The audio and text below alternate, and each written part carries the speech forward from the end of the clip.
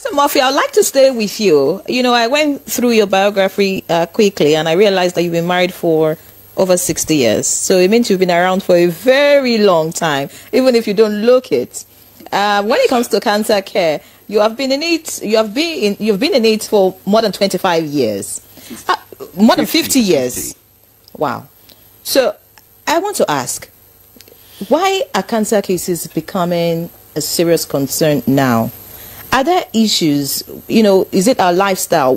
What exactly has changed? Speak to us because, you know, I mean, in the past, whether colorectal, whether breast, whether any kinds of cancer, they were very minimal. So what's changing? Wonderful question. And it is the whole environment in which we are privileged to live.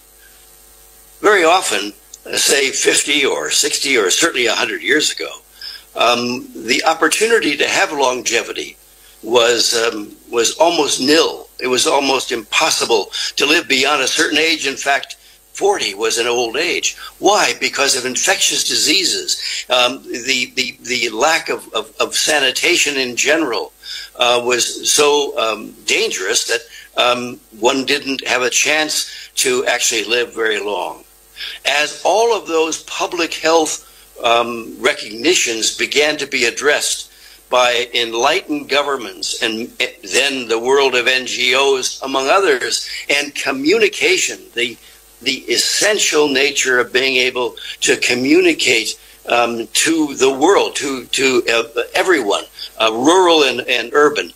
That communication began to make us more aware of our health and the responsibilities and opportunities that we have in enhancing our health, which means also ultimately lengthening our healthy lives. So where we stand now in that continuum of development, of recognition of health and disease, is like Professor Bella was describing in terms of the diagnosis for colorectal cancer, cancer of the lower bowel. If we have to wait until we have actual bleeding in our stool, when at surgery that tumor is revealed, it will already be significant in size and likely to have already moved to other potentially vital organs. Our lives are now in threat.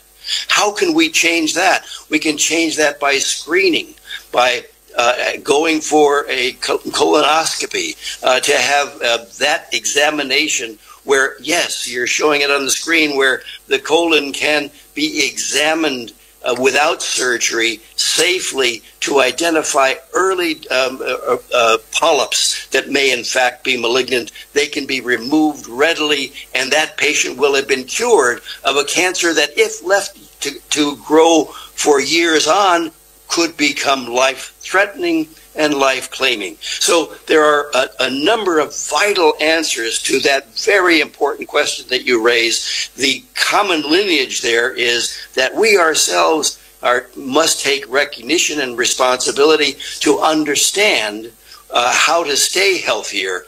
And government and wonderful institutions like the National Hospital are there to be promoters of that information.